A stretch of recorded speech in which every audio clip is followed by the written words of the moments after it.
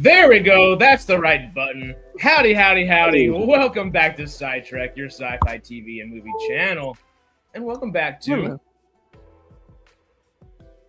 the Radical Wasteland podcast. That's right, folks. Welcome back to the Wasteland. Greg the Ghoul here with my human companions, Harris and Sarah. We are here today. Oh, I'm so excited. So sorry for missing last week, y'all. I've been anticipating the conversation for so long, and having to put it off another week was killing me. But I finished Pluribus. Yes. I finished Pluribus. And all I can say is, holy shit. And that entire team, that entire production is just full of geniuses. Okay, Vince Gilligan, genius. Ray Seahorn, genius. Like the whole thing is just so freaking perfect. I adore this show. I think it's that we don't have to dive in too much in, that I'm just so excited that you mentioned the first time when you finished it, you texted our group chat, you said, holy shit, just finished this. And then the next thing you said is there could be an entire episode or video or live stream, whatever, about just doing color theory. And the amount of things that we've gotten from Breaking Bad and color theory over the years. Oh yeah. Ooh, I'm just excited for the next year or two to see what kind of comes out. Oh my God. No, I watched some color theory breakdowns and some other notations about how color is used specifically in this show.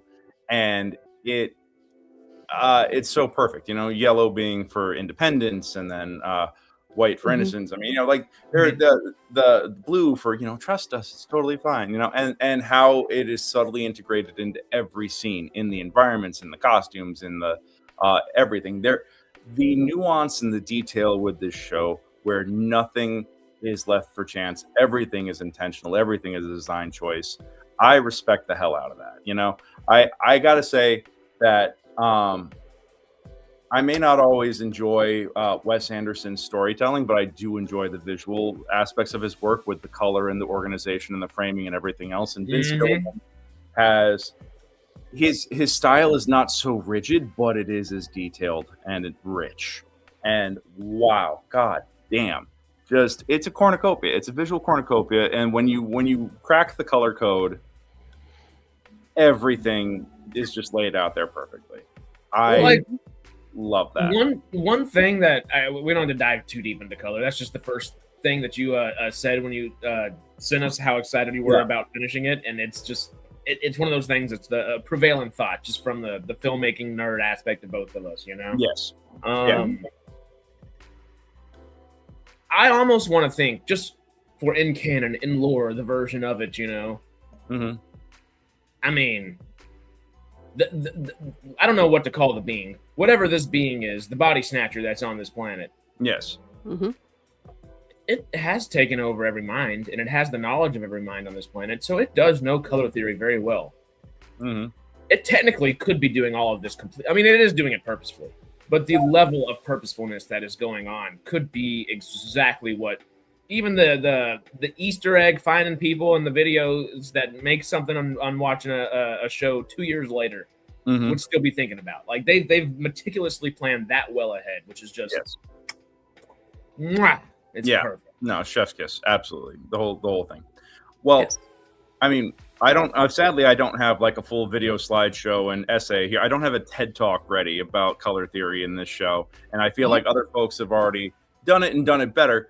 So I recommend going out and seeking that out, guys, because if you're not familiar with Vince Gilligan's work, he does this in all of his shows, but color theory and color design plays such a major role in his storytelling. If you don't follow that, then you're only getting part of the story. So I strongly recommend familiarizing yourself with Vince and Company's game, because man, they are telling a story within the story with the color choices that they make in every scene.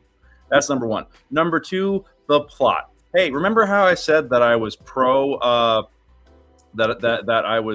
pro unity and pro assimilation and everything? No, fuck that shit. And you were right. And here's the thing: I bought it hook, line, and sinker. I was like, what? They make some compelling arguments. Here's a question for you, and I don't know if you guys have thought about this at all.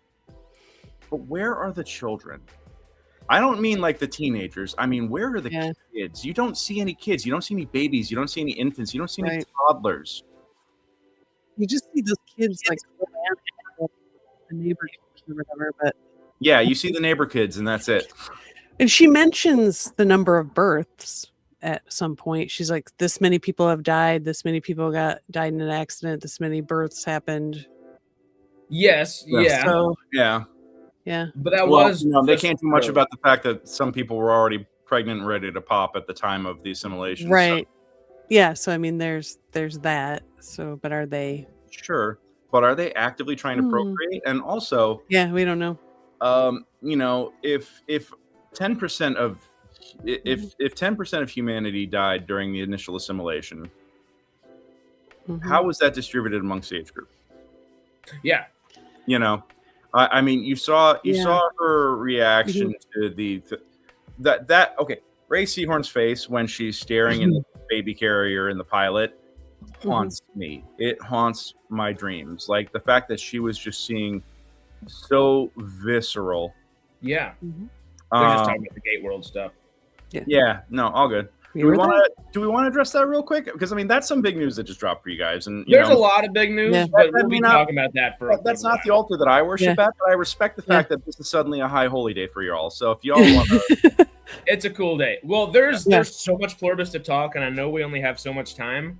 Yeah, so because since we're starting, we can put that at the end. We'll put it at the end whenever you have to go. I'm gonna harp out in about 40 minutes, and then you guys can. And then if you guys want to chat about that, then feel free to take over at that point. But let's just keep going here for the moment. Where are the children? Yes. Like we know we can have some Children of the Corn shit going on here and have some really freaky, come and play with us, Danny. Come and play with us. You can have all these kid shit, but I think it's even creepier the fact that there's not. You only see adults running around. You don't see. Well, there is. What's her name has a son that's been. Oh, right. No, there is the one. There is the one. But but we're talking like I'm talking like littles. I'm talking like I'm talking like infants. I'm talking babies. You don't see that. Yes, it did cost us almost $2,000, and it was the middle of the night emergency. But yes, we did get the plumbing sorted. Thanks, Littlefinger. Yeah, that was a long night. That was a long rough night. Real quick, last thing on Stargate, because we were talking color theory. I'm going to put this challenge out for folks.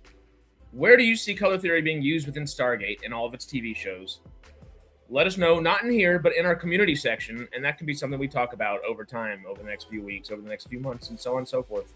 Yes. It's a really fun discussion, and yes, Stargate has a lot of green just being in, British Columbia, but where do you see it being utilized, especially in SGA, SGU, and within what the cast are actually doing within each respective episode in SG1?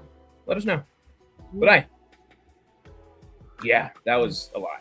Yeah, that was a lot. We're split. At least we're splitting with our neighbors who were also affected by it, and we had it was a whole thing. So it wasn't as impactful on us as it could have been, but it still sucks. And we now are trying to sort it out with the landlords. Right. So good times.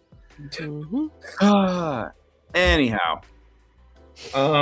Wagner Mora. I forgot. We were very mad that you didn't get an Oscar. Yeah, well, he called me up and asked me to be his stunt double and accepted on his behalf in case there was a riot or anything. And, I mean, so, I said, I don't know. I just don't see the resemblance. So that's what I told him.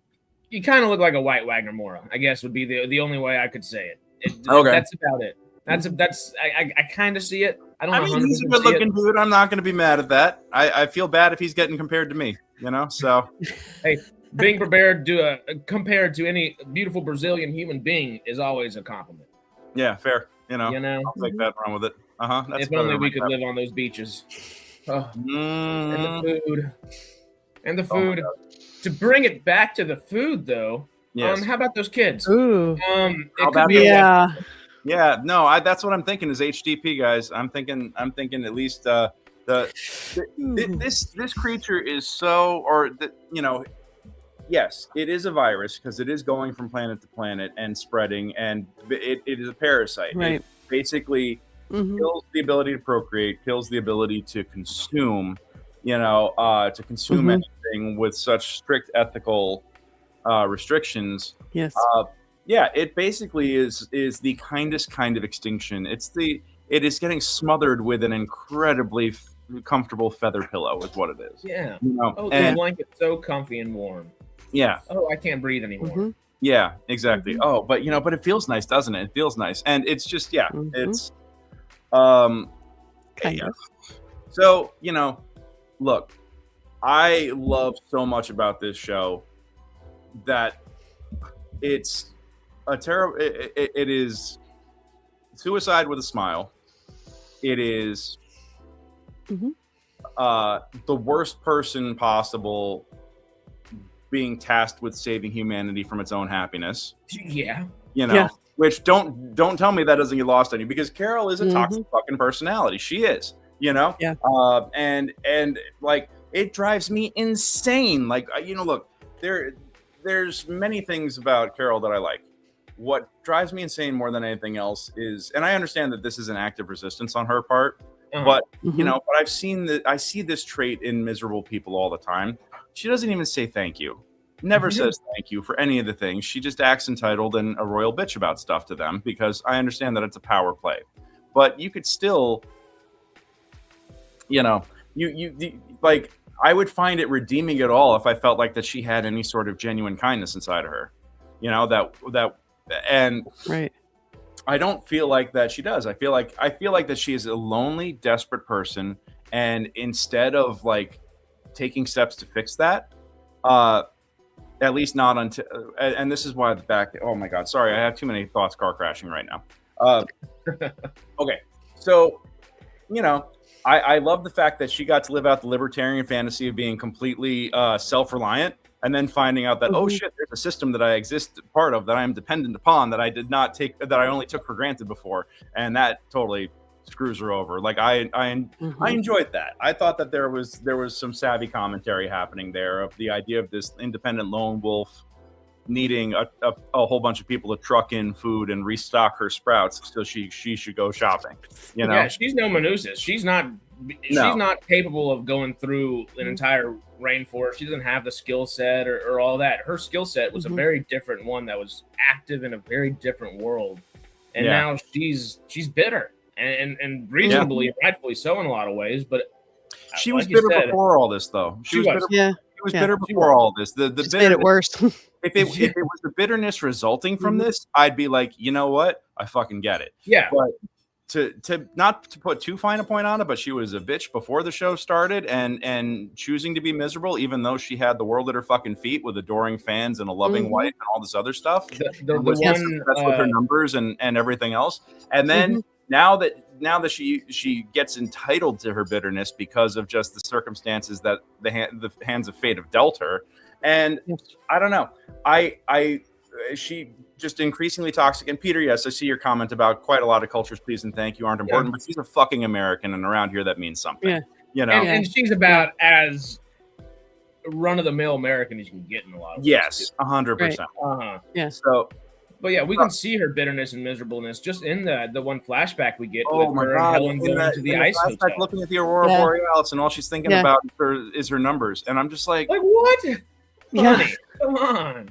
You're like, yes, you're sleeping on a bed of ice. That's pretty fucking cool, though. Like, come on, there's no pun intended. There's a lot. Yeah, you have this romantic moment, and all you can think about is how you just want to be home being miserable because that's what's comfortable. Like. I think it's important that they show these flashbacks to show that no, she's always been like this. I appreciate the fact that that us, they, them, the Unity, the Borg, whatever we want to call them, dealt with toxic personalities the way that I think that they should, and they pulled away and they said, you know what, sort your shit out, right? And no, I think Ayn Rand would be proven wrong by this show. That's what I'm saying, is because she goes from thinking that she's this staunch, independent, person that don't need nobody else and can live completely on her own and maintain everything, and then realizes the hard way that no, she's part of a society. She needs human connection. She needs a structure so she could be fed, because she's no hunter gatherer. Like there's a lot of stuff. And Manusis, for all of his badassery, is eating fucking dog food. So he's not I'm exactly ready to like Manusis at least, but that's about where that stops. You know, like he's no he's no I like his journey. Yeah. Yeah. Zach, I understand. Here's the deal. That sarcasm does not transmit well over text, and I'm not trying to call you out. I'm just calling out the point and being like very literal right now because well, just to continue with the point you're saying is, I think Gilligan just does such a great. He made such a great choice in making Carol as miserable and bitter as before and after, and you do want to feel for her, and you do feel for her in the bitterness that's brought on from the world ending and everything. But you just know. Well, you were already kind of set up to be like this, just from the way you treated the world, and it's is it comforting, I guess, to almost have a character that's just that. It's begrudging to even like her. Ultimately, their attitude and their world outlook doesn't change. They just feel more justified in being the person that they always were because of the circumstances around them. Yeah, it just feels human in that sense, which is not necessarily the best part of humanity, but it's exacerbated in that sense of, well, now there's no humanity left, so this personality is just that much stronger, and it just it was an interesting choice for Gilligan to choose. I'm obviously Ray Seahorn's amazing, but for a character like Carol to be in there, yes, and what a difficult character that has to be played with such nuance and such. The nuance of the acting in the show is amazing. Yeah, it's really good. Yeah, like the one episode where Manusis is traveling, that episode, there's not a lot of dialogue in that episode. Just showing him doing his journey, and then I think they were showing Carol whatever she was doing too, but because that was when she was alone, right? What she was trying to figure it out. Anyway. Yeah. Well, let me throw this at you. They set her up to be so miserable, and then they break her by leaving her alone. And man, that comeback, that was okay. First off, the scene where she's just looking down the barrel of that firework, I was like, oh fuck, they're ending the show right here. Okay. You just look at Rattle shrugged in the background. Yeah. No, I really loved the depth of that, because I was like, no, I feel exactly where she's at, and I understand, but then she gets up and puts out the fire that she set to her neighbor's roof, which means that she still cares a little bit. She didn't just let the fucking house burn down. Again, just the nuance, the detail, the motivations and everything, how she can't exist on her own. What breaks my heart is that she finally opens herself up to love and trust and the illusion of normalcy again, because she manages to get Zosha to start using singular pronouns, I guess. Yeah, singular pronouns. And as a result, she manages to fool herself into thinking that, oh, maybe this isn't that bad, and this isn't some big, cloud AI glimpses the glimpse of Zosha coming back just once or twice, just a little bit. That kind of struggle. She could fool herself into it, and then she opens herself up to love and trust again, and then finds out that, oh, we don't need your stem cells. We don't need stem cells from your hip. We have your eggs, and we're gonna get you. Like, oh yeah, in what, a month, 2 months, or something? If that, a month, yeah. That's. That is the ultimate betrayal, and it hurts because you see this journey, you feel this journey, you are happy that she's happy. When Manusis shows up and she's like, I'm like, no, she's finding happiness for once. Can you not just come in and completely train wreck this? And then of course it all comes down, because this is a drama and ultimately a tragedy. That it was a gut punch watching that last episode, and then so brilliant. The writing is brilliant, the structure is brilliant, and yes, you do have to make Carol this thoroughly unlikable character and start her from a place of where she is where you're kind of like mad at her for being such a bitch all the time, and to see that journey. Here's the thing. I, as a writer, I have learned that I have to be a horrible person and torture my characters and put them through hell in order for them to have a journey that warrants the growth that people expect. And it's a thing. I mean, sometimes I feel like a sadist for the things that I put my characters through. It's my least favorite and favorite part about writing. It's just you create these awesome characters and you're like, oh, I want them to live a great life. Oh, but we have to get to that great life first. But we have to get to that great life.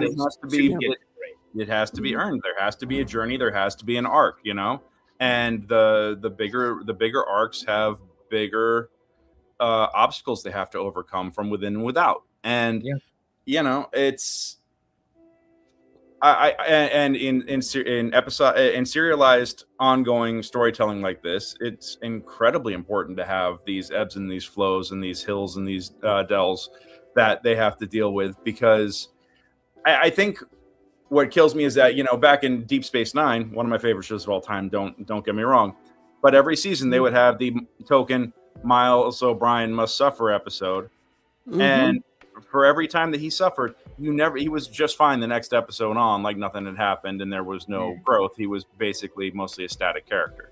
It was very rare that you saw, outside of certain plot lines, it was very rare that you saw storylines have lasting impacts on characters. I think that's the not the only, but it's close to the only issue with the Monster of the Week style storytelling in a lot of things. Yes. There can be so much room for character growth, but if the cast is large enough, sometimes you have, like you said, just static characters that just they might get growth twice a season or something. And sometimes it's like with Bashir, when they find out that he's actually a genetically engineered, alert. Yes, for 30-year-old. Spoiler alert! When you find out that he's actually a genetically engineered human, a la Khan, Noonien Singh. And then that just kind of they refer to it every once in a while, being like, what, you could have beaten me at darts this whole time? Stuff like that. But then the rest of the time, it's not really a thought about or factor,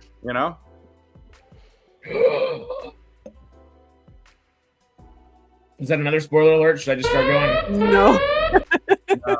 Wait a minute. No, it's not. I don't remember ever seeing anything about that. No. Might be a little more sarcasm. Yeah. He's making it in there. So. Just. Oh, that's right. A Man Alone. Yeah. Yeah, but he was replaced by a changeling infiltrator for a little while too. Yeah. So. Oh, chronological, baby. Oh, jeez. Yeah. Don't bring that up. I really, really love and appreciate the hell that they are putting Carol through, because I think that now she has a reason to be that angry and that bitter. Now she has a reason that's justifiable to be. Peter, they did have Bashir and Garrick in Lower Decks at one point. They had them guest in alternate version where Dr. Twink and Fast and Lizard were together as husband and husband. So yeah. I gotta finish that show. I started it. Oh, it's so a little Lower Decks. Oh, it's fantastic. I've liked it so far. I finish it. Yeah, I utterly love that show, and the depth of the cuts that they go to for that show, it just is if you're a Star Trek fan, it is just non-stop eye candy and fan service. And once you acknowledge that, I love Starfleet Academy, Monk. I'm enjoying the hell out of it. I'm watching it right now. That is the show that I'm currently working on, and I am adoring it. So there are parts I recognize the fact that it's not standard Star Trek. It is it's a different generation and a different set of stories. And when you start with the premise that this ain't your daddy's Star Trek, and free it from the baggage and the expectations of that, suddenly it's a lot more enjoyable. So that's my 2 cents right there. But you're also entitled to hate it if you don't like it. If it's not for you, it's not for you. Don't put yourself through hate watching it. Yeah. That's on my channel. That's on the Stagecraft channel. That's the video tour for one of our fringe venues. So yeah. Right. I'd still love to get R&B on one day. We'll work on it. We are slowly but surely. Yeah. just jumping back into Pluribus. Obviously, Carol's just such a great character. It's cool that you meet her. You know that she's not necessarily a fun person. No. You know that she's what the character you're stuck with in a way. Yeah. But it's not so grating that you're like, well, I really don't want to. If it was a show with Joffrey Baratheon or Colonel Young from SGU, to bring up our discussion from this week, I would have turned off episode 1. But Carol is familiar enough of somebody I think we all know that, okay, well, the show's weird. It's making me ask some questions, so I'm going to follow. But I think I like Carol. I don't think I like her that much, but I know people like her. And you start off there, and then you grow to understand where she's coming from to a degree, of course. She's a little bitter, but there's an understanding of why she's better with the world after the fact. And you kind of not necessarily succumb to her point of view, but it's becomes understandable. Not the pre-bitterness. Jane. But you almost want that, you almost want her bitterness that she had prior to all of this happening to be put towards fixing it, you know? And that's cool. And hopefully, if we want to switch kind of vibes on talk about another character that's great, Manousis. I mean, we've already mentioned him a few times. And here's a guy who is so determined to be isolated. He is much more of who Carol thinks she is and envisions herself to be. He is a lot more of that. Absolutely. But the thing is that he is so detached from everything that he has... Carol is still looking for the humanity in everybody. Manousis doesn't give a shit if everybody dies. You know? Yeah. I don't think... I think Manousis' plan for saving everything is basically killing anybody that's infected. You know? Killing everybody that's infected, and the casualness which he starts, like triggering their seizures and stuff like that. Although, boy, does that get us one of the most interesting discoveries of the whole show with that radio frequency and how that gets disrupted every time. You know, it's like, okay, we found the Wi-Fi signal that is networking everybody. Yeah. You know? And now you got to start. Yeah, I'm curious what they do with that. Yeah. Well, from Manousis' point of view, how many humans left on this planet? That's a question you can ask at any time, and they have to answer, and they'll give you that answer. After you have that question answered, of how many people are left, how many are expendable for me to figure out how to save humanity, and how many people can be left for humanity to be viable to come back at the same time? Right. 23. That's all you need. It's the magic number. Yeah, I mean, it might kill a bunch of people. Something like 7 women, 15 men, or something like that. I mean, that's what you need for enough genetic diversity. In order to repopulate humanity. That is something that I read a long ass time ago in some science textbook somewhere. But I think that's what they were talking about. Like, how many people would you need to send to colonize a new planet? And I think that was what it came out to be. So. Yeah, that's what you need in terms of genetic diversity in order to repopulate a planet. So I could see them maybe getting down to 23 people. I would not be shocked. Yeah. I would be shocked, but I would also not be shocked at the outcome, just from where the show has set up its ideas so far. I wouldn't expect that next season, but if it goes 3, 4, 5 seasons, that might wind up being a conversation at one point that they have to have. Absolutely. So we got about 2 minutes before you fire up the OnlyFans here. Okay. Make more coffee. So do you think they broadcast the anti-signal or whatever at some point and make? I think at one point we are going to see them do that in an attempt to free everybody, and I think it's going to be even more destructive than the initial assimilation. Yeah. Because this is a tragedy from the guy who made Breaking Bad. All right. So yeah. You have to feel like maybe there's some people that would be resistant to leaving the hive mind. Oh, I think. And then so a lot of people. Well, and the amount of would it even be considered brainwashing? I mean, it would quite physically and literally be brainwashing in a certain sense. But you don't want to leave that once you're there. All of the dopamine and serotonin that I would assume is constantly being rushed to be happy like that all the time. That's a trickle. A you drug. don't ever Yeah. see. That's. Yeah. I mean, it's addiction. Yeah. Yeah. Which yeah, is not just addiction, should totally but come into play. Yeah.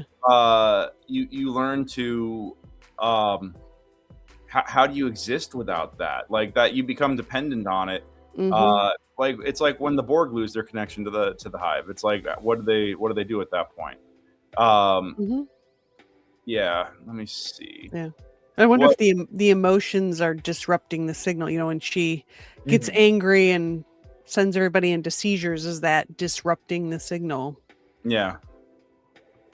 No, one of the big things that turned me off about the hive is that they were maintaining this illusion of society at the beginning of La Chica o El Mundo, the girl of the world. By the way, great episode title. So good. Fantastic episode title. Yep. But oh my God, who's the daughter that got assimilated that was in the Incan village? Kusamayu. Kusamayu. Yeah. Yeah. So Kusamayu is in the village, and the minute that she gets assimilated, picks up and just the whole culture just disappears, and you just realize that entire culture just got erased. That just or just became part of the whole without any distinction. Yeah. Well, without any distinction, it is erased. Well, because at one point because once you're in the hive, there's no need for that kind of individuality or that individual expression. It's just cataloged as a curiosity. Yeah, exactly. Yeah. So like that was that. I mean, I saw it before with Casanova Dickhead in Vegas, where he's got the James Bond fantasy that he's living through. Yeah, I thought that was great. Yeah. And then the minute that he leaves the room, everybody just kind of drops it and just starts picking stuff up and cleaning up and everything. But it's like, but because he's still there, they're still going to maintain that fantasy has the capability of coming back. That entire culture just no longer exists once the minute Kusamayu is in the hive, because there's no need for it anymore. And it reminds you of the cultures that have been already taken. Yeah. Yeah. No, hey man, Peter. Eerily. All sci-fi is political. All sci-fi is cultural commentary, and it is meant to be a mirror that we hold up to ourselves in society to go, that's kind of fucked up. You know? Yeah.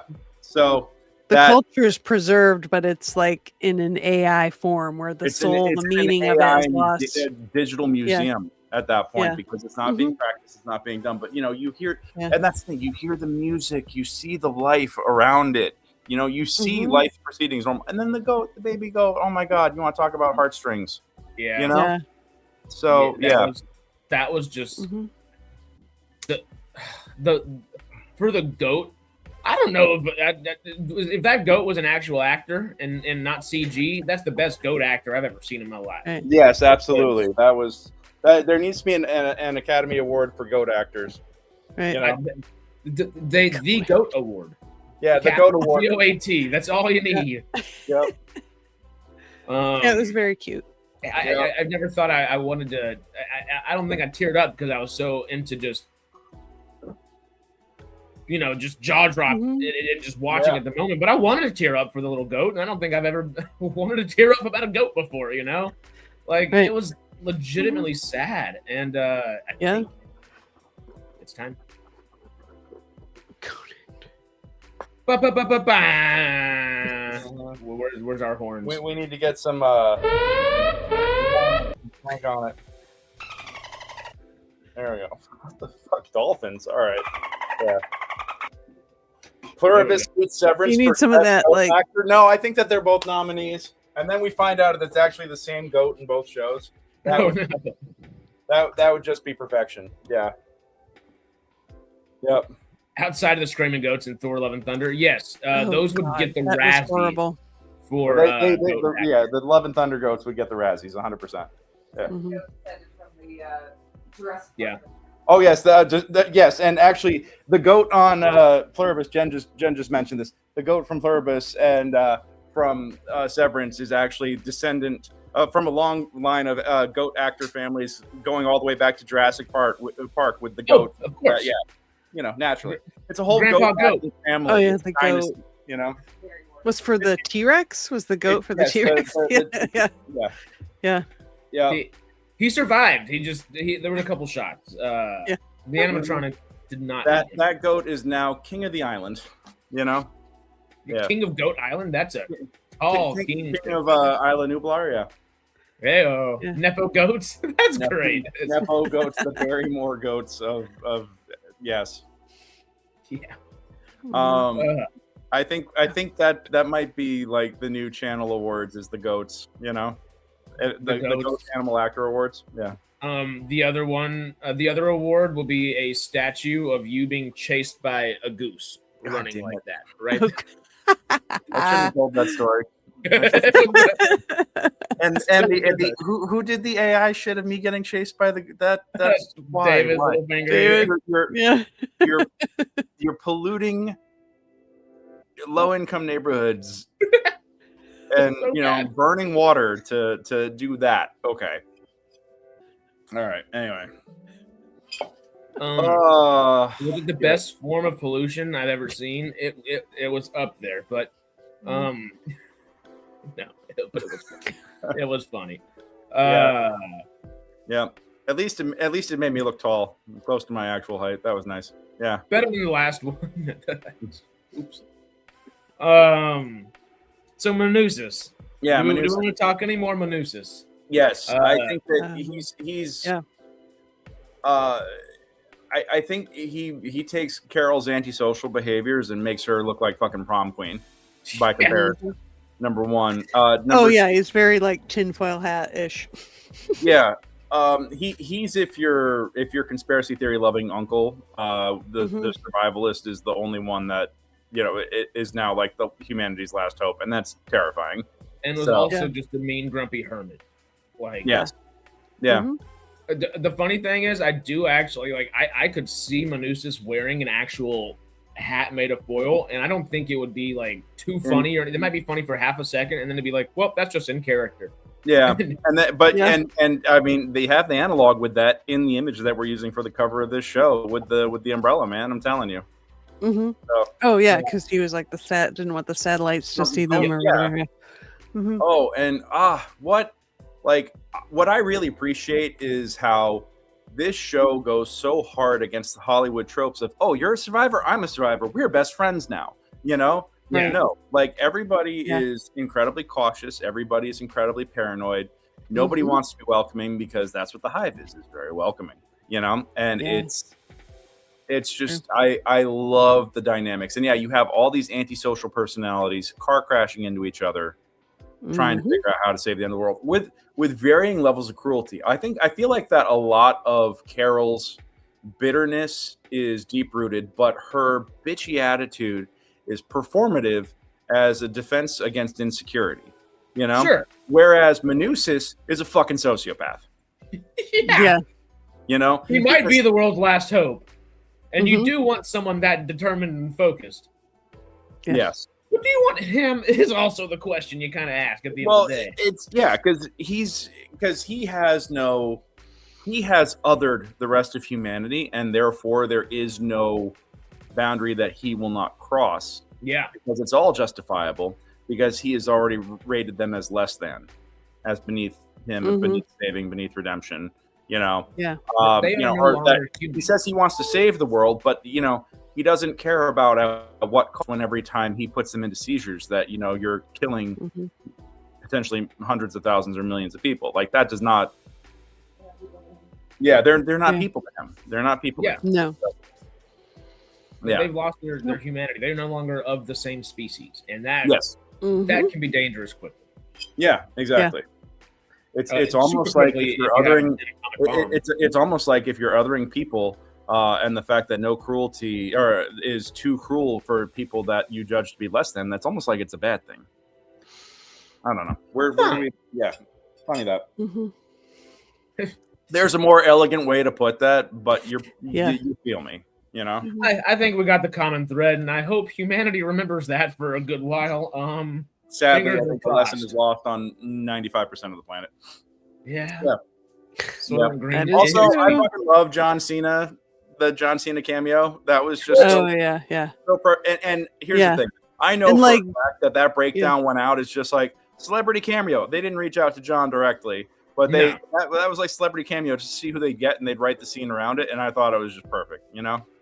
So, especially the way John Cena's just put himself in the public the last half decade, it was completely and I liked that for him. Yeah, I liked that Carol thought she was going to drop this huge bomb, and they're like, "Oh yeah, we know." Whatever. That's right. That's what I also love. The arrogance and the self-importance keeps getting undercut because it's like, if you just fucking talk to them, they'll tell you everything. Like, what? Why is this? Have a conversation. Out, Matlock. You know. Right. I love that, and I love how like every expectation, every trope that we've had in these shows, they just flip them around completely. The paranoia from against other survivors as opposed to immediately teaming up. People going like, no, how do we save them? How do we join them? I'm totally fine with things that being, as opposed to how do we save the world? You know, like everything that you expect from a series like this, they're going the opposite direction. You know, and I love it. Me too. I love it. It's smart. It makes it funny. It makes it really salient. And also, the fact that you don't have this, ideal American hero being the protagonist here. You have someone who is deeply flawed and unlikable. Yeah. But then you get on board because you witness the tragedy. You actually witness some growth, and then you see something tragic, and you go, fuck, that just completely reset all of their progress. You know? Yeah. Well, I mean, everything that we see could easily fall into a trope. Yes. It's hey, just turn the thing on the head that you're used to. You know, it could very easily be that. Well, there's nothing new under the sun. We're all using the same building blocks, man. There's no new story structure or beats. It's just the same shit remixed over and over again. You know, good old Joseph Campbell. You know, just what's that hero's journey and where are we at in it? You know, it's I just love and to use the same, I guess, phrase I said earlier, that painstaking meticulousness that Vince Gilligan and company use to figure out how to correctly turn a trope on its head, to subvert expectations and actually successfully do so, rather than just make it well we're gonna make it silly and fun for half a second and you'll laugh and we'll just move on and you won't think about it too much. They're doing it with thought and purpose and intention, and not just flipping things on their heads to be different. They are actually thoroughly examining and exploring what it means to do that, and that is what you have to do. You can't just do shit for shock value and have nothing to back it up, because then it's just hollow spectacle and people will turn off and stop watching. What I love is the fact that they actually do explore the consequences of all this and go, here's a complete roadblock for you. Here's something that you did not expect at all. Here's something that is completely different than what has been done before here. You know, you have the hero, but you don't have the mentor anywhere. You have everybody else refusing the call. She has no Obi-Wan, no Yoda. Yeah, exactly. You have the rest of the world refusing the call, and that is a take on this that I don't think it's done very often at all. And if done, typically not well, or it's just hard to tell something to this scale that's this large and this small at the same time well. And without the right budget, without the right team behind it, thankfully Apple is the group doing this, because they can provide the type of budget that is necessary to make this show feel the way it should. And shoot, they're doing very well with it so far. Would this might be more of a Greg and even a Secular Monk question here. And trying to rile me up with Peacemaker season 2. John Cena did do excellent in Peacemaker season 2. James Gunn writing Peacemaker season 2. I'm a vomit a little bit, but hey, anyway. Would it be fair to say Vince Gilligan for TV, writing and showrunning wise, is equivalent to Alex Garland for film and writing and directing? Ooh. They're just a similar, like just you were saying, Gilligan takes the time to actually deconstruct something purposefully and with intent. Yes. Garland obviously does the same, and they're similar in approach in a lot of ways. I feel like is that a fair, maybe not a 1-to-1 comparison, but kind of fitting? I could see it. I could squint, tilt my head. Yeah, I think I could see it. Yeah. Mm-hmm. I think. Yeah, I had to look up who he was. Sorry. Yeah, but yeah. Warfare, Civil War. He wrote all the 28 Days and 28 Years movies. Yep. Annihilation. I haven't seen all of those, but I've seen Annihilation, Deus Ex Machina. Yeah. I think so. Yeah, I don't think that's out of the question. That just thought came up while we were talking. I was like, speaking of meticulous, these two guys are the top of the food chain there. Yeah. Mm-hmm. So, yep. Okay, I'm at the point where I got to hop off, guys. Because I have to get down to my space. I have my intern coming in. I have to also prep for a whole weekend of crazy shows. So, but thank you for taking the time today. I appreciate y'all. Hopefully next week I will be back with one of our special guests, a friend of mine who is a designer who actually worked on Fallout with some really fun stuff. We can talk about all that stuff later. Yeah, I'm he was supposed to be on today, and he's working on Fallout Season 3 right now. So, he's working in the shop today. So I will see y'all later. Enjoy the rest of this. Have fun talking about everything else from Stargate today. Oh, and I think we should mention this. I just got into Dungeon Crawler Carl, the book series, and we're going to start talking about that on here too, because you want to talk about some post-apocalyptic fun. That is a fantastic. Yeah, when I was at Comic-Con, there was a lot of guys dressed up as him with the hard boxers. Yep, and Dungeon Crawler Carl and Her Royal Highness Princess Donut, the Queen Anne Chunk. The fact that he's the sidekick, yes, I love that, and that the cat's the party leader. That's fantastic. Yeah, I'm excited. I know you already have the books. Send me the link, and I will get the books soon. Absolutely. I'm doing the audiobooks right now because I'm listening to them when I take my walk at night and go to the gym, and I am obsessed. Yeah, I finished the first book in less than a week, and I'm already in the middle of book 2. So yeah, it's great. So cool. Big recommendation. I like to ask one quick thing before you leave. I'm a crackhead. I'm crazy. Yep. Good, bad, and ugly of season 1 of Pluribus. Speed round. All right. I should have prepared for this. Good. The mystery box. I think the mystery box is outstanding. I can't you just and the subversion of all the tropes. The bad, I think the horrific implications of society, of what it means for society, it hurts. It hurts. Yes.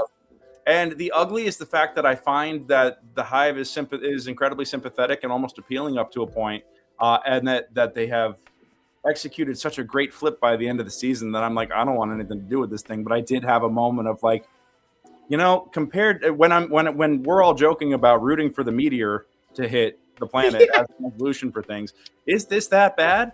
And it's like, no, when you really look at it, there's a lot of sinister shit happening beneath the hood here. And even the most, it sucks that every ideal, every idyllic utopia has a dark side to it. Yeah. So, which is there an ideal one at that point? It's just a fun question that we will continuously ask until we either find one or figure out there isn't, and yeah, absolutely. All righty, guys. I gotta hop off. All right. Bye, Greg. We'll see y'all later. Run some theaters. Be safe, brother. Bye. Tell Jen howdy. Bye, Jen. Howdy. Bye. Oh, yeah. Also, your Texas barbecue is pretty good. Where did that come from? But also, yes. Yeah. Now I'm hungry. Now I am hungry. This is later than usual. It's 1:00. I haven't eaten. I kind of am hungry. Yeah. We did just get a new episode for another Pluribus podcast if we have one. I might even end up making a video out of this, or maybe even ask Greg if he might want to do something like this. But is Pluribus the best mystery box since Lost? I think would be a good frame to jump on. Mm-hmm. The mystery box being like, who is doing this? Where is it coming from? Because we know that it's a virus mess, I guess you could say they sent the blueprint for the virus and we stupidly went ahead and created it because it's like, oh, communication from another world. That can't be anything bad. And yeah. So I mean why, I mean, I guess how we know what's happening. We just don't know the why. Is their intention to like it seems like they're wanting to build satellites or communication equipment or whatever to perpetuate that virus into the rest of the universe. But who are the original aliens? Do they live like this and felt that the rest of the universe should too? Or is this, is there a group of aliens that are not affected by this that are trying to subjugate the universe or whatever? Yeah. Yeah. Mm-hmm. Yeah. Which could, I mean, talk about 3, 4, 5 season wise, when and if it goes that far. Yeah. I mean, Vince Gilligan with sci-fi, I just love where it could go, and it's so simple to start, and that simplicity, I think, could be a little bit of a ruse, and I half expect it to be. And it's just so exciting. Yeah, and we didn't even talk about the bomb at the end, and how is she going to use that? Like, I'm going to set this bomb off if you try to change me. Is she's going to kind of hold them hostage with that? Must be in some way, but how can she? Yeah, because I mean, once they figure out how to make her whatever, I mean, they can get her infected, I think, pretty easily. One thing is, if that does happen, I don't think we've talked about subverting a trope. What if that happens? And what if we watch Carol have to find a way to like break herself out of it? I don't know if we've even taken a few what seconds if Manusos ends up really being the last man on Earth or something and figuring it out? But I don't know, but Carol seems to be the central character, so would they do that? But I don't know, but you never know. They might shift it that way. Still see her point of view from inside of her own head in a way. It would be hard to depict as well as they did in season 1. But if anyone's going to do it, Vince Gilligan. It'd be interesting to try to get the hive mind POV. Like, how would you even do that, Yeah, that's a big question in and of itself. And would you utilize the first podcast we did talking about it, and I think I mentioned it on a Sci-Fi Sundays while Pluribus was being watched by you, me, and Jay. It really, to me at least, feels like, and I'm pretty sure there's basis for it, that their intro bump banana is a little. It sounds like tunes that happen whenever you put nodes on a mushroom. And actually hear mushrooms making music, like the mycelium in their roots makes a sound, and to tap into that and depict what that would look like on a conscious level, right? Whoa, I can't. That's just fun to even try to think about. Just filmmaking. I don't know if you scientifically. I just don't know if you could do it unless. I just don't. Yeah, I don't know if you could do it. It'd be. Scavenger's Reign. Do you remember watching? Did you end up watching Scavenger's Reign? No. Okay. I remember you talking about it. I don't remember what the plot was exactly, but there is one character in there that it's not a hive mind, but it can kind of not necessarily take control of minds, but it does kind of take control of a mind just for simplicity's sake. And that approach is the closest approach to maybe depicting something like that I've ever seen, or at least can draw from,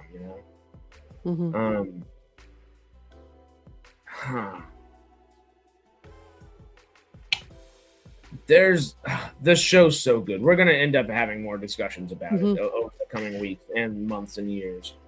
Of course. Yeah, we'll be comparing some things to it, maybe. For sure. No-Go also sent us this message earlier. Hey, we got to see what happens when one of them goes in an RF blocking chamber. What is RF again? Radio frequency. Oh, radio frequency blocking chamber. What's it called? Like a cage, something cage. Oh my gosh. Faraday cage. Faraday cage. Yes, that's okay, it. cool. That's I was thinking of that enemy of the state. Like comes to mind when you see the Faraday cage. We put this in here at 12:30. It is 12:54. For 25 minutes, my brain has been trying to remember Faraday cage. Got to jump onto a meeting remotely. Catch you later. See you, Monk. Thank you for hanging, man. But a Faraday chamber alone would be amazing. You'd have to think that what's his name? Gosh, I can't remember. I always want to Manusas. I always want to call him Menudo. That's great. See, I think of Manusas like it makes me think of like the Battle of Manassas or the Battle of Bull Run, I guess. But hey, Civil War history. I don't know why it makes me think of Manassas, but hey, if it's the bridge that I gotta cross, there we go. If he now is able to, he's kind of picked up on like, okay, this radio frequency is a thing. Is he going to build a Faraday cage? I want to see it. I think it would make sense that he would. And he totally understands Faraday cages and right. And if Carol gets changed, maybe he puts her in there and like she's normal for that period of time or whatever. And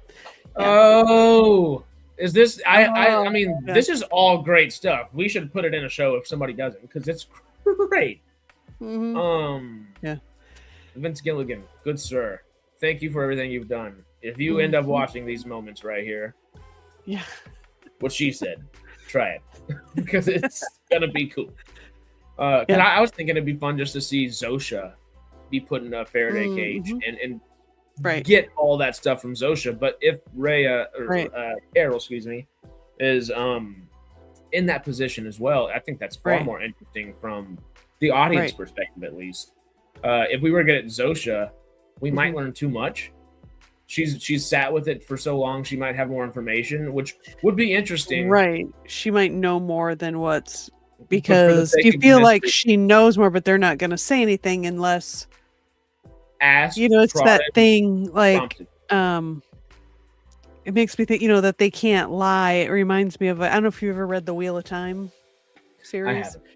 Oh, okay. Anyway, there's women that practice magic that belong to this organization and they can't lie, but that doesn't mean they find ways around that, like with this thing of like, oh yeah, we can't take your what do you call it, DNA, your stem cells to make the solution, but we're still finding other means of doing that we're not telling you about. And it occurred to you, so we had to tell you because we can't lie. But I mean, there's ways to manipulate the truth without lying, so it's interesting. They kind of have sort of a passive aggressive kind of thing going on, kill you with kindness, like I had a great thought about it earlier and I just can't remember what it was. But we've got time to think about it, which is good. Just everything they've done with this show so far, setup wise, has been perfect. Like, I am frustrated with how they ended season 1. I would have liked a more book-ended and not completely what's gonna happen kind of ending. Nonetheless, the questions it just has left us with to just ponder on. Right. Is Carol going to be down with Menudo? That's what I'm going to call him. Menudo's doing his experiments. She going to be cool with that now? Because it's about, her life we're talking about. So she wasn't for a second, but she became understanding quickly. Right. So that she was manipulated. We didn't even talk about how they rebuilt that cafe for her to manipulate her or to delay her from figuring it out or whatever they were doing. Yeah. It's just the being, the body snatchers, for simplicity's sake again. I think I don't even want to necessarily put the term aggressive in there because it is, like they said, it's a biological imperative. They know nothing besides that they need to do this. But there is intelligence and there is understanding within this biological imperative as well, and planning and detailing that goes out at a mass scale, about as massive scale as you can get on a planet, you know? Passive aggressive seems to be like what they are, and it is their approach. Just conniving, I guess, would be what. Right. They kind of put the space like, oh, we're all really nice and want what's just best for you, you know? Yeah. And it's like, but there's like an evil face behind that, you know? Yeah. And it is the whole, well, I guess we do have to help Carol, and we do have to answer things a certain way. Right. She has figured out this, and she has figured out that we have to respond in a certain way. Right. And I guess we have to find out. I mean, I said the evil underneath, but maybe it's not evil. Maybe this is just a thing that exists in the universe and has the biological imperative to spread throughout the universe, and by any means necessary to do that. Well, I mean, yeah, but if we're really thinking seasons ahead and just thinking, well, like the thought that you put out earlier, which I really do like, is this is just a virus. Viruses technically are not living. This virus is a hive virus of some sort, and we're not really in full understanding of what that truly entails just yet. But viruses are technically not living. They are like that weird in between life, and it's one of the few things that, you know, that we really don't understand in modern science and medical science, I guess, just yet, is viruses are not alive, but they're very close to life. What really allows them to be that, you know? And that's one of the things that this show dives into. I think anybody from biology in 7th grade on up to 75 to 80 years old can be interested in something like this, you know? That being said, like you mentioned, if this is a virus, who made it? Who sent it to our satellites to get the information to recode and build the virus? Right. Is it something that evolved? Is it a higher intelligent species that is trying to subjugate the universe? Do they think they're doing good for the universe by making everything the hive mind? You know? Well, yeah.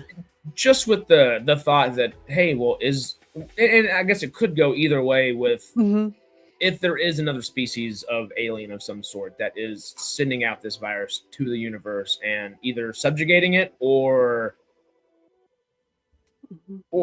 feels like what they're doing is best for the universe at large, connecting the universe.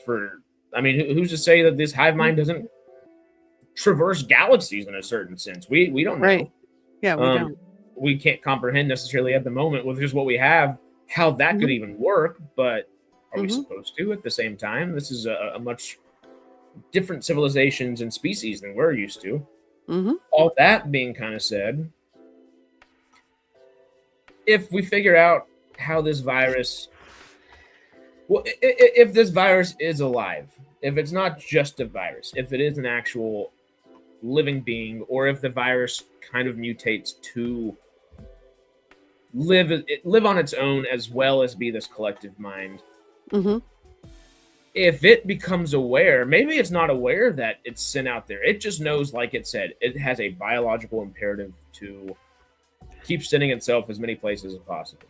Yes. If it's not aware that somebody sent it out there to subjugate the world, the universe, not just our world, but the world, traverse space like the Borg. Okay. If the virus were to become self-aware that it was sent out not in goodwill, not in, oh, this is hippy dippy, happy-go-lucky, making the whole universe and having a good time. Yeah. And it's much more, nope, they're trying to take over everybody, and they're using your, as in the virus, gratitude and love and ability to make people feel the same way to do so. Does that turn the virus on its creators at a certain point? And how would that even look? How do you change what a biological imperative is? And an imperative just using the word imperative almost implies a bit of technology to it as well. And is that artificial intelligence within technology? Or is it a crafted intelligence from something that already was intelligible at first and given an imperative, prompted with this imperative? Right. Or like they said, is it truly just biological? And if it is biological, how can a virus have a biological imperative if it's not a biologically living being? Right. A lot of questions right there. Yeah. And what if they figure out that, the radio frequency definitely knocks it out or kills it or whatever, relinquishes control, what is going to be the hive mind's reaction to that? What actions would they take, since they won't even pick an apple from a tree? Will that change, And if it does change, why, of course, but how? And how far are they willing to change for the sake of, do they see it as justice? Would they, or would they see it as a necessary duty at that point and come to understanding with what they've been sent to the universe to do? There's just in either angle, any angle that they take it, will be and would be freaking interesting. For sure. Which is exciting. I mean, we can still be this excited for a show that's been off air for a little bit, and we're not getting for another year and a half almost. Like, it's it's probably going to be the end of next year or early 28, maybe. Hopefully maybe by the end of next year. Yeah, hopefully next year. But anyway, hopefully we'll have some other shows to kind of fill in, because when Daredevil is back next week, right? I think Daredevil's out in is it 4 days or 7 days? Yeah, I think it's the 20. I want to say the 26th or something like that. 24th. 4 days. Okay. I was thinking 24th or 27th. It's the 24th. I know it's not necessarily and that's not necessarily sci-fi either. But we'll end up talking Daredevil on Sundays, and I know none of y'all watch it, but I will talk about Invincible on Sundays as well, because it's so good. It's so good. It's so good. It's better than The Boys. It's just as adult as The Boys, but it comes from the youthful kind of perspective as well. It's not raunchy at all like The Boys, and it's twice as bloody, but does so with effort. It's not for the sake of shock value, and when shock value is there, you feel the weight from the characters within the world. It's one of the best animated projects ever made. I love it.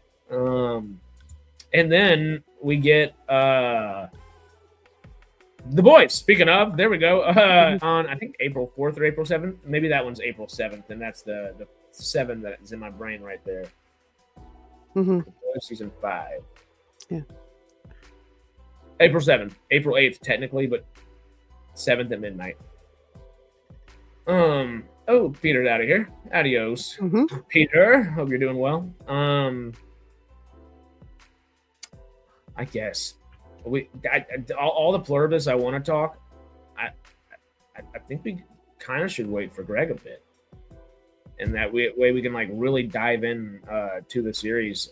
Unless you want to keep going, because I was thinking it might be a little Stargate time if you're down. Yeah, I'm fine. Yeah, I think we've done a good job. I mean, Pluribus. There's just a lot of. I mean, we could spend an episode talking about each episode. Yeah, we could spend an episode talking about each 20 minutes of Pluribus, realistically. Yeah.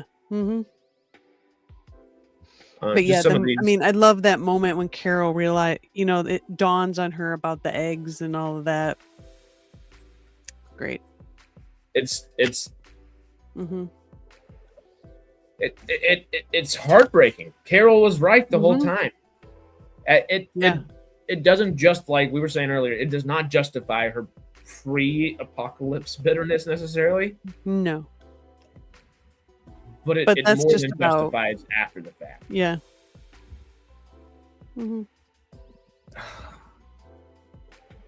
It's just such a. I mean, it's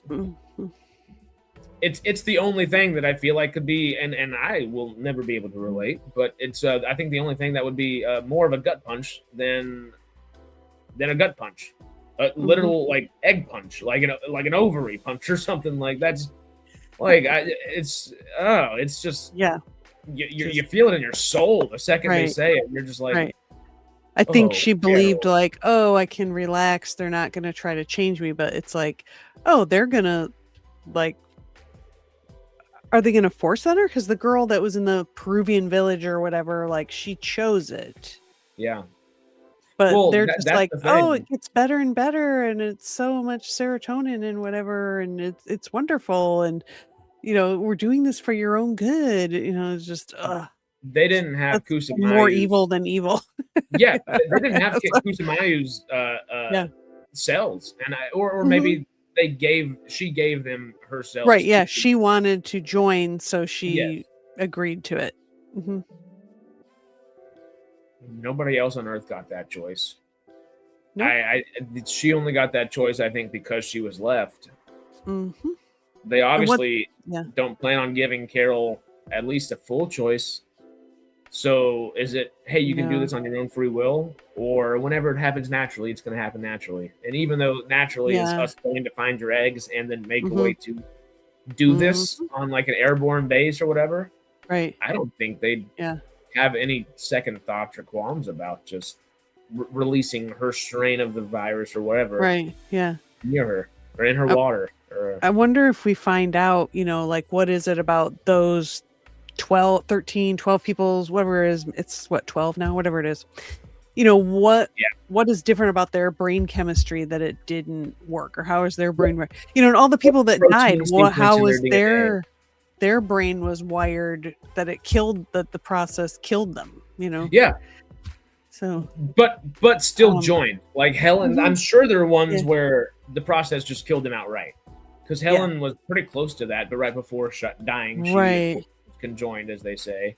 So what makes people die, what makes people almost die but then still goes forward, and what makes people not susceptible to this virus as well, and what like you said, is it a part of your DNA, is it part of your protein sequence, is it something you ate yesterday morning, or like what is it, you know? That'd be interesting. And how do they get that to as many people as possible, and if they are even able to distinctually figure out that, you know, minute strain of protein within whatever DNA sequence it is, or whatever, which I don't think they have the people to do anymore either. Can you even, would putting that same protein in another person, would that cause them to die? Is that susceptible for even all blood types or all DNA types, whatever, to be given freely over other people? Or do they does it even help them? Is it too late? Or do they force the hive mind to ask every living person if it's their choice to stay or leave the hive? Which from their point of view and perspective that we've been afforded so far, that's they should. They should. No go. This program sounds a bit like Dark City with the mind control. I mean, it's not. There's all every form of mind control possible is technically happening all at once, in some way or another. It's funky. I don't think the joining kills anyone, No-Go says, but mass surprise joining is much riskier. The hive says no one died during the joining until the mass event where people were unprepared. Yeah, and there wouldn't be a mass joining at this point too. But that doesn't necessarily mean the joining doesn't kill anyone. Because it might have been that it was just such a mass kind of hysteria type thing, but also it could be a protein sequence or something like that. With the way the show has presented its science so far, I wouldn't be surprised if there were something like that. But at the same time, like you said, there's only 13 or 12 people left now, so that's kind of one at a time and more meticulous, like the show likes to be, than just, all right, episode 1, here's this bomb. Have fun. as we just witness in horror for 50 minutes what's happening. Yeah, the Hive must have done math of how many it could convert versus die off, just for the sake of resources. Right. And they do consistently continue to do math as well. Dark City Pre-Matrix. Ooh, cool. Dark City is a good movie. I like that movie. We can keep talking Pluribus if y'all want to, because obviously there's so many interesting things. Well, we'll be probably talking about Stargate when it's 2 weeks till we get Outpost again. But so if y'all want to talk a little bit about just what was talked, but we could just kind of share about what's happened today, which was awesome. It was like way more than I expected it to be. But some of you may have watched it. I actually wrote some notes just to remember when we do get to it. They announced 2 people that they've hired on for the series, which is Nathan Crowley as the production designer, which is awesome because he's done the Batman Nolan movies. He did Westworld, Wicked, Interstellar. My favorite Christopher Nolan, The Prestige. Yes, The Prestige. What else? There's a couple other big ones on there too. I could pull them up, but I mean, they're not messing around. This is like a heavyweight production designer. Like it's him, and it's his wife too. Even mentioned, and Industrial Light and Magic. They've also hired, and they hired Mohan Leo. I hope I'm saying that right. Who's done Andor and Rogue One, and some other things. So I mean, they're getting like real people that really know what they're doing to do this stuff. So it makes me more excited about the show. It makes me really excited, and and Joe, and they were talking to Martin Garrow, but someone else dropped in. He popped in. He popped in. Come on, wearing a Lost T-shirt with that company or whatever that was in Lost. I don't remember what it's called anyway. And they really were talking about how they use Gate World and stuff like that. Like they're really making sure they're doing the details right, which I loved. They appreciate and respect the fandom. They're doing their research to make sure they're keeping the canon done right.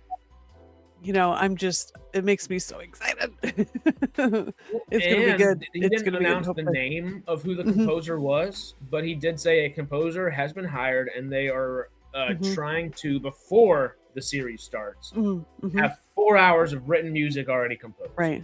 Bear McCreary, crew and cast and everything, but I keep thinking like Bear McCreary or whatever his name is. Somebody said Bear McCreary, and he does work with Prime. He seems to do everything. He's done so many. Love Bear McCreary to do it. Right. Who did Westworld? Ooh. I'm just I don't know why that just popped into my head, but I guess he wasn't really a part of that. But the production designer was. So I was just curious if that's anyway. Ramin Djawadi is the acclaimed Iranian. He's German the other one. You see his name a lot too for score. I've seen his name several times. I can't remember on what everything, but which I'm not sure. Let me Google who Fallout's composer is, because that might be a confliction. You know what I'm trying to say. Because he's on Prime. Since he's already part of the Prime Fallout, Amazon, working for Amazon or whatever. With the other Nolan brother he's worked with before. Yeah. Composer for Fallout. Honestly, that's somebody that should just be on our brain semi-frequently. Fallout show. Hey, I'll give you one guess. Bear? No. Nope. Ramin Djawadi. The same guy. He's done a lot of things. I bet you it's him. I wouldn't be surprised. Wouldn't shock me unless he's too busy. Oh God! My brain's still thinking Pluribus and excited about Pluribus, and now I'm excited about that too. And all of it's just I know. It's like my brain got so full of Stargate stuff. Is the body snatcher here? Because I've got a lot of dopamine and serotonin flowing right now. What's going on? Yeah. He probably does it with a Rush Prime membership. I'm excited. I'm glad they're actually following through with, because when they did the original announcement, they said we're going to keep doing these dial the gate thing or whatever you call it, these updates, and they're following through on that. So that's awesome. Yeah. Hey, Danny Elfman would be great. And hopefully they do continue to do these. It seems like if January to March, it seems end of March as well, beginning of January at that point. Quarterly? Maybe every other month we'll be getting something like that. Yeah, I imagine over the summer, maybe late spring, summer, we'll get a couple more. I think they would have a basis to do more of these rather than less. Yeah. Specifically because it keeps rumors and everything like that in line, and you have your leaks focused. It builds excitement too. Like I'm more excited now that I know more of the stuff, you know. I mean, maybe they'll do it when they actually like cast everybody. That'd be cool if they.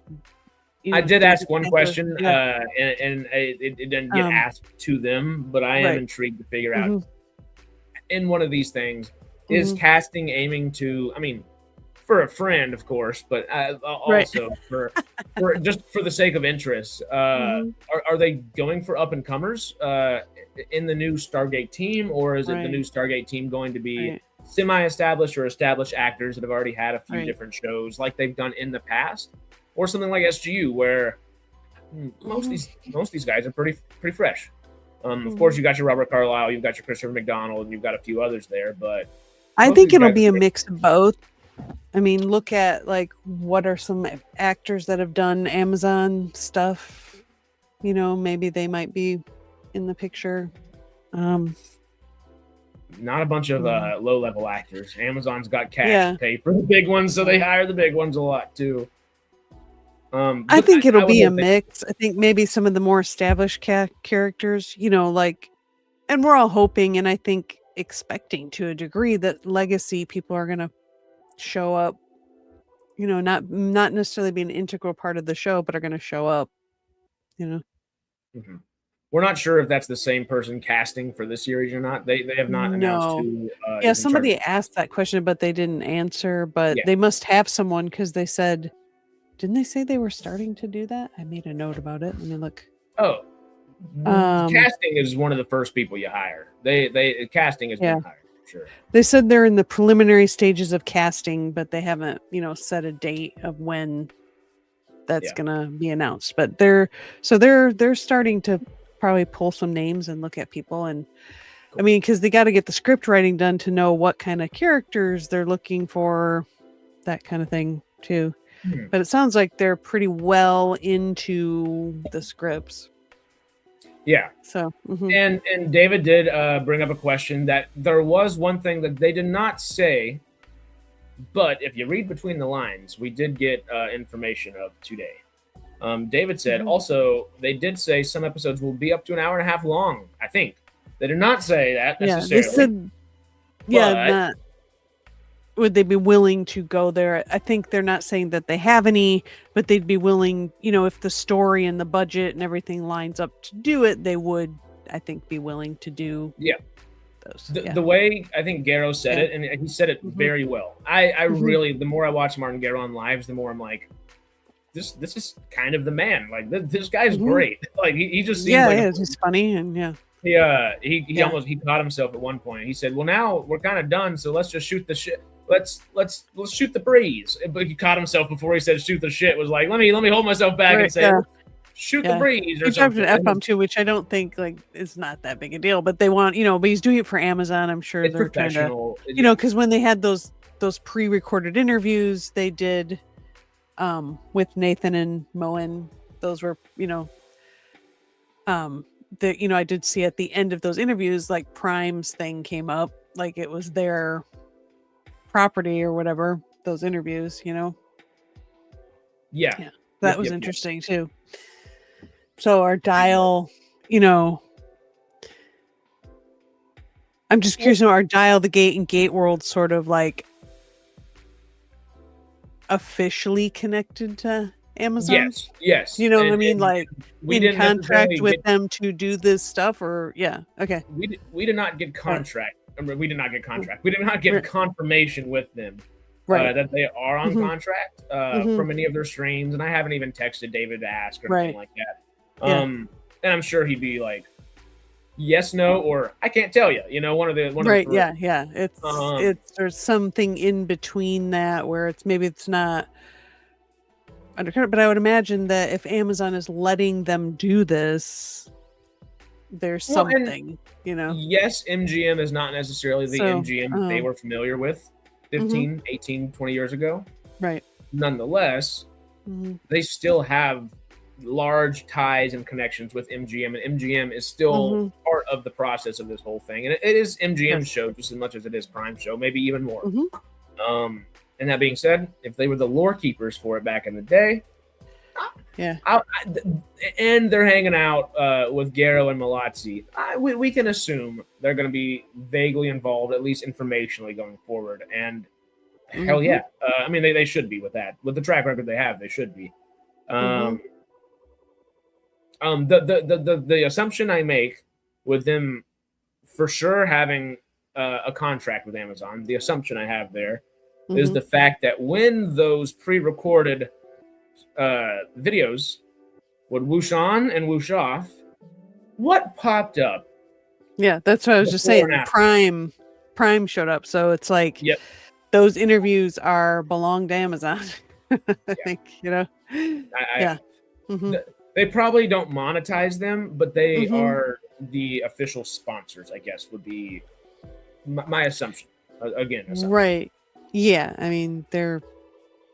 Yeah, and they can't comment on any of that, Lead Farmer. They said they go to Dial the Gate to look up facts. They got a blueprint from the Lore Keepers Stargate from David. Which is awesome. Like, talk about a compliment. That's awesome. Yeah. God, that's just so fun. To kind of keep going with this thought real quick, though, the way Garrow did say it was they have an allotted budget, they have an allotted amount of time. They're going to fill that time with the budget they have, and if there's a story that can be added to, because he said some episodes were shorter and some episodes were longer. He said, I don't know if there is a 90-minute episode or what, but there could be. And that's kind of what he left it at was we can utilize more footage when we have the access to more footage to be utilized, and it doesn't take away from the story. And that's good. That's a good answer. With that answer, though, with them hiring ILM, Industrial Light Magic, of course, with them hiring just the quality of creative they have, this is not going to be a Monster of the Week show. This is not going to be 16, 18, 20 episodes. It's definitely not going to be over 20 episodes. This is going to be 8 to 10 episodes. Fingers crossed, as much as possible for 12. Right. But for ILM to be involved with making it look good, or the cinematographer of the Nolan family to essentially come on board, this is going to be a prestige quality level of TV being made.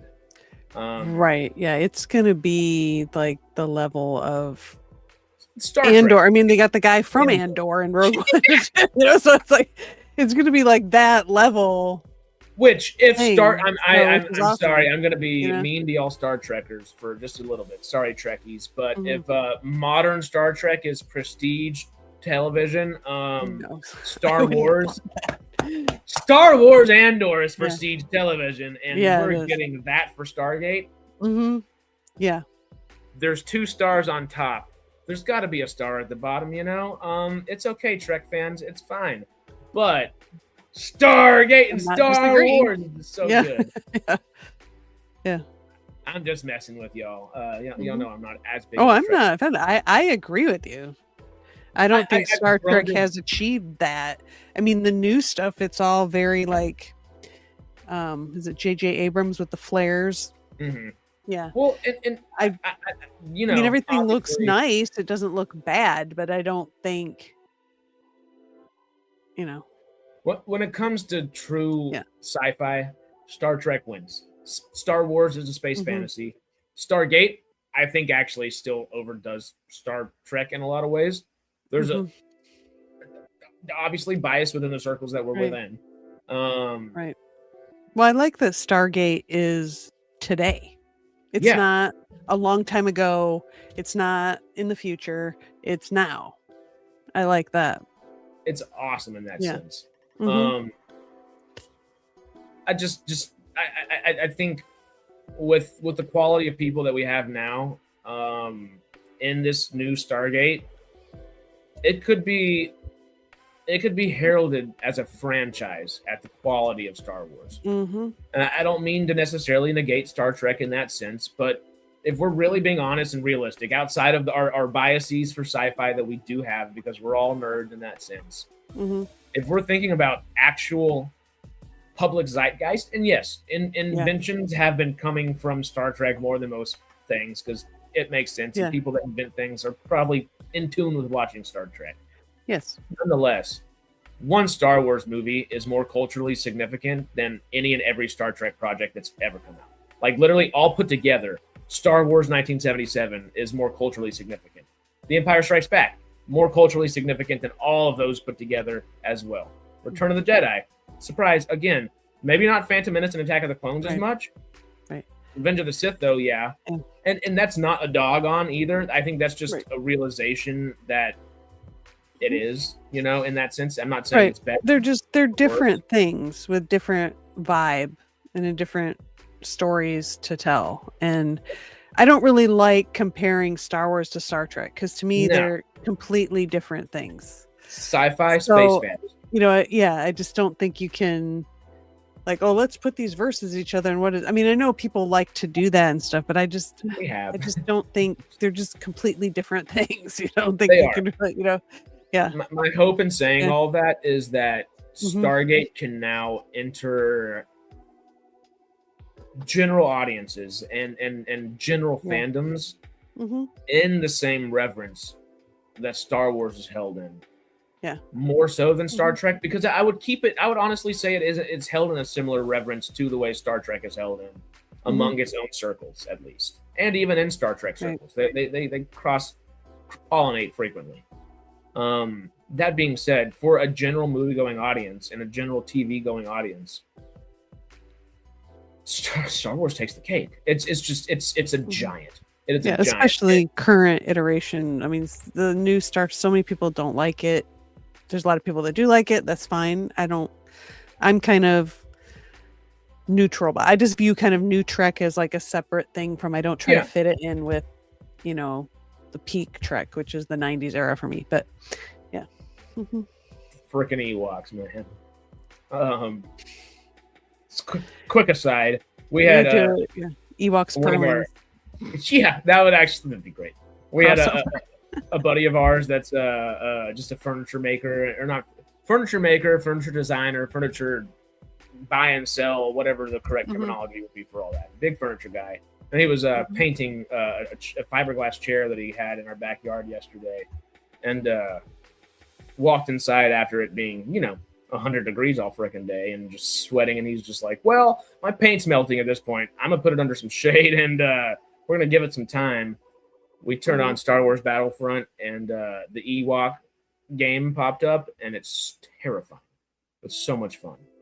They have you usually have your little games, and it's just a first-person shooter like you're used to, But Star Wars does have one mode where you can be a stormtrooper at night, and you have a flashlight that just turns off and on, and it's only on for like 8-10 seconds at a time, and you're being hunted by Ewoks in the middle of the night, and they're just shooting bows or stabbing you with spears, and you would think you're in a horror movie playing this thing at any given time. And it's just cute little cuddly Ewoks, of course. But yeah, all that being said, the sleeping giant of sci-fi, I hope, can be brought into the reverence for general movie-going, I can't even speak anymore, general movie-going audiences. Yes. Like Star Wars takes the place for. And I hope it remains in that same kind of reverence for nerdy audiences like Star Trek, Right. It's something fresh and new too. We've had so much Star Trek, Star Wars, just inundated with all that kind of stuff. It's like, here's something new, fresh, that's a different angle than, there's similarities, of course, but, it's something new in the nerddom, I guess. You know, Well, maybe like or you something. said But a second ago, yeah, the approach they take, it's not far away in a galaxy, long time ago in a galaxy far away. If I said that wrong, I was going to screw up my OCD there for a second. Or Star Trek, just so far in the future, you know, it is today, and it doesn't do today in, well, this one person in this rural town, or in the middle of an alley in New York City, or in the back lot of a studio in LA, or something like that, where this one individual that was just down on his luck now gets superpowers, or now gets this really cool piece of technology that just happened to fall in front of him. It's not clicheing or troping in that sense. It's more so, yeah, the United States government was the first group of people to figure out about this. Maybe not the first people to, but they were very quickly jumping on top of the first people to make sure they had control of it. And they do so and accomplish the storytelling beats they accomplish through logic, you know, and it's not necessarily 100% science 100% of the time or anything like that, but it is logically how our governments and how our world and how our people's representatives towards our governments would act in situations like this. From a modern perspective, and there's like you said, I don't think there's really anything else doing that. I'm excited. I'm so excited. Yeah. And that's the point of what they're doing. Why they're doing it. They want to build that excitement, that interest, that, you know. So yeah. Well, y'all, we're about an hour 40 into this. Yeah. It is an hour and a half later than we usually even start. Yeah. So we're an hour and a half later than we usually end right now anyway. We can still talk some Pluribus. We can talk a little Star Trek, Star Wars, especially Stargate if you'd like. But we might start winding down if the rabbit hole. It's time for me to get out of here. I got some things I got to get done. So all right. Yeah. Well, if that's the case, y'all. Hour 40. I forgot to say earlier. Y'all know the deal though. Go check out everything. Y'all know what the man's up to. 75,000 things per day. Good luck, Greg. It's always a good luck every single day, I think, for him. I know there's a lot that they got to go deal with today, so good luck to Greg and Jen. Sarah, still space above and beyonding? Yes, it's taking me forever. I'm starting to get annoyed at how long it's taking me to get through this, but it's taking a while. I'm working on it. I worked on it some more yesterday, and I was like, okay, I'm gonna get it done, and then like I work on it for like a decent period of time, and it's like still not there. So I'm like, but part of it is I'm watching it, making notes, and then I'm doing screenshots because when I do my video, I want to stick in, you know, like images and stuff. So it takes a long time. And then I have to, you know, film a video, edit it, put the pictures. I mean, okay. It's just a little complex. Yeah. There's only about 40 facets to make one thing work at any given time, of course. Yep. So there's some, I mean, I'm trying. Maybe I should do a reaction video for the latest Stargate news. Probably what I should do. Hey, that's not a bad idea. Well, no rush on that, because you might even want to, you know, stack a few episodes back and forth. Right. And so then, I still have an Atlantis video I need to edit and get to you guys, and then do the whole. At that point, don't even edit it, because we have Chazz that can edit, and that should be okay.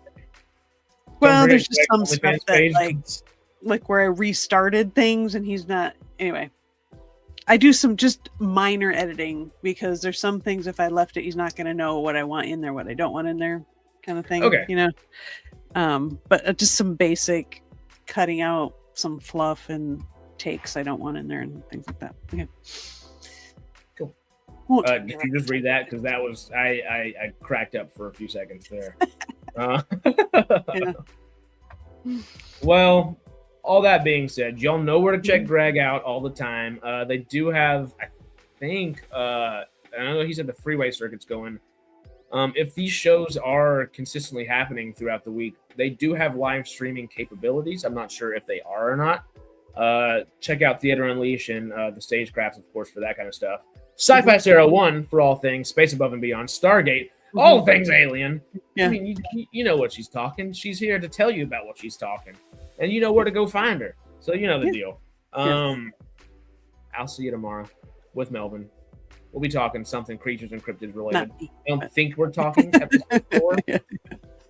I don't think there was enough episode 4 Monarch to discuss, but we're gonna come back and try to maybe just. We were talking maybe finding a cryptid or something to talk about. That would be fun to kind of take a little bit of a scientific approach at. And if not, we'll find a good movie monster. There's all kinds of things. Sunday, of course, we'll see y'all. Sci-Fi Sundays. Monday, we're Farscape's Rihanning. Continuing. Tuesdays, we're all relaxing and hanging out. But Wednesday, we'll be back for SciTrek Maneuver. That's going to be a fun one. Still, need to, I guess, ask again and double down and double check with Joshua Patton. But fingers crossed for that. Tomorrow should be usual time. I think 10:30, 10:45 Pacific Standard Time.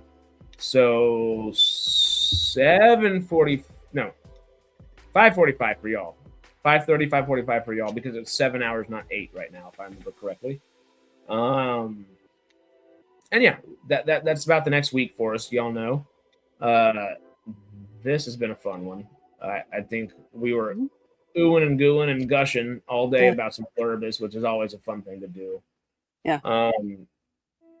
This has been the Radical Wasteland podcast. We will see you again tomorrow and Sunday, but we have fun talking Pluribus today. We'll Stargate it up, Firefly it up on Sunday. It's going to be chock full of the dubs and snubs of the actual Oscars, whatever we want to talk about. It's going to be wild. And if you can do anything for us, stay cosmic, SciTrekkers. And we'll see you tomorrow. All right. In the next Bye. video.